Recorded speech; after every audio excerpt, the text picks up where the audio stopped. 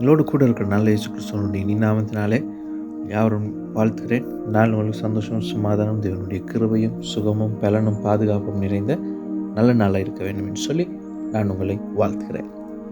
யோவான் எழுதினதான சுவிசேஷம் 16வது அதிகாரம் 20வது வசனத்தினுடைய கடைசி பகுதி இப்படியாய் சொல்கிறது: நீங்கள் துக்கப்படுவீர்கள், ஆனாலும் உங்கள் துக்கம் சந்தோஷமாய் மாறும்.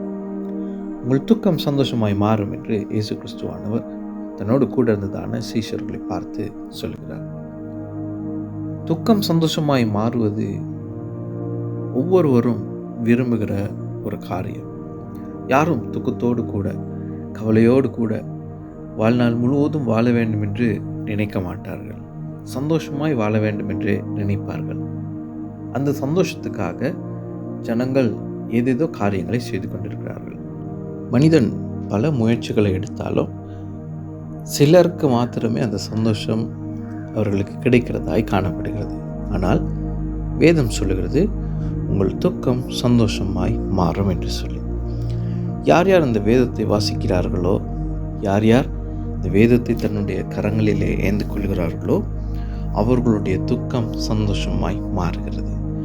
யார் யார் இந்த வேதத்திலே குறிப்பிடப்பட்டிருக்கிறதான கற்பனைகளை கைக்கொள்கிறார்களோ, கடைபிடிக்கிறார்களோ, கீழ்ப்படுகிறார்களோ, அவர்களுடைய வாழ்க்கையிலே சந்தோஷம் நிலைக்கிறது. உங்கள் துக்கம் சந்தோஷமாய் மாறும் என்கிறதான செய்தி எங்கள் ஒவ்வொருவருக்கும் மகிழ்ச்சியை கொடுக்கிறதாக, சந்தோஷத்தை கொடுக்கிறதாய் காணப்படுகிறது. 22வது வசனம் இப்படியாய் சொல்லுகிறது: உங்கள் சந்தோஷத்தை ஒருவனும் உங்களிடத்திலிருந்து எடுத்து போட மாட்டான் என்று சொல்லி. சந்தோஷத்தை ஒருவனும் உங்களிடத்திலிருந்து எடுத்து போட மாட்டான். கிறிஸ்துவானவர் இந்த உலகத்திற்கு வந்தது எங்களுக்கு பாதி சந்தோஷத்தை கொடுப்பதற்காக அல்ல, ஒரு பங்கு சந்தோஷத்தை காண்பிப்பதற்காக அல்ல, இதுதான் சந்தோஷம் என்று சொல்லி ஒரு ட்ரையல் வெர்ஷனை காண்பிப்பதற்காக அல்ல. இயேசு கிறிஸ்துவானவர் இந்த உலகத்துக்கு வந்தது உண்மையான சந்தோஷத்தையும் சமாதானத்தையும் காண்பிக்கும்படியாக, அந்த சந்தோஷத்துக்கும் சமாதானத்துக்கும் எங்களை அழைத்து செல்லும்படியாக.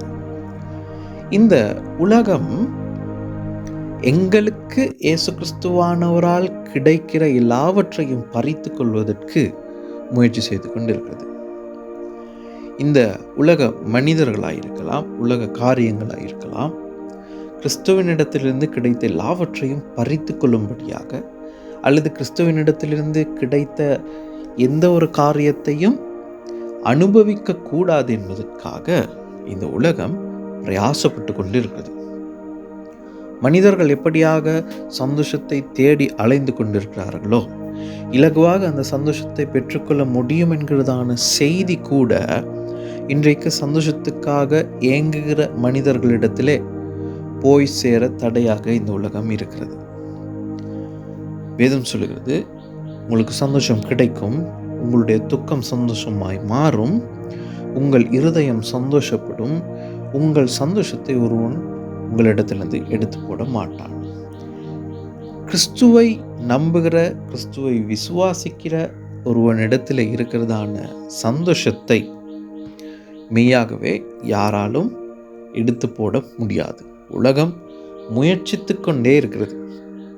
இயேசு கிறிஸ்துவானவருடைய நாட்களில் இருந்து இன்றைக்கு வரைக்கும், அதாவது இனிமேலும் இந்த உலகம் இன்றைக்கு வரைக்கும் இருக்குமோ அன்றைக்கு வரைக்கும் இந்த உலகம் கிறிஸ்துவை நம்புகிறவர்களிடத்தில் இருக்கிறதான சந்தோஷத்தை புறம்பே தள்ளுவதற்கு முயற்சித்து கொண்டே இருக்கும்.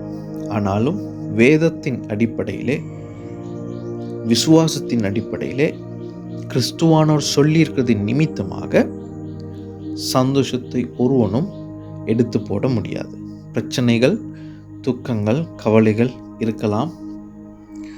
அவை எவ்வளவு அதிகமாக இருந்தாலும் இருதயத்தில் இருக்கிறதான சந்தோஷம், அதை இந்த உலகத்தால் எடுத்து போட முடியாத ஒரு காரியமாக இருக்கிறது. இன்றைக்கும் உலகத்துக்கு புரியாத புதிராக காணப்படுகிறது எப்படியாக கிறிஸ்துவை நம்புகிறவர்கள் சந்தோஷமாய் இருக்கிறார்கள் என்று சொல்லி. எவ்வளவு இழந்தாலும் அவர்கள் சந்தோஷமாய் இருக்கிறார்கள். ஏனென்றால் அவர்களுடைய இருதயத்திலே மெய்யான சந்தோஷத்தையும் அந்த மெய்யான கிறிஸ்துவை கண்டிருக்கிறதின் நிமித்தமாக. எனவே உங்களிடத்தில் இருக்கிறதான சந்தோஷம் அது நிலைக்கிற சந்தோஷமாக இருக்கிறது. யார் யார் இதை கேட்டுக்கொண்டிருக்கிறீர்களோ உங்களுடைய இருதயத்தில் இருக்கிறதான சந்தோஷத்தை ஒரு நாளும் எடுத்து போட முடியாது. கிறிஸ்துவை ஏற்றுக்கொள்ளாதவர்களாக இருப்பீர்களே, ஆனால் உங்களுடைய வாழ்க்கையிலே கிறிஸ்துவை ஏற்றுக்கொள்ளுங்கள். சந்தோஷம் உங்களுடைய வாழ்க்கையிலே நிரந்தரமாக இருக்கும். இந்த நாள் உங்களுக்கு நல்ல நாளாக இருக்க நான் உங்களை வாழ்த்துகிறேன். கர்த்தர் உங்களை ஆசீர்வதிப்பார்.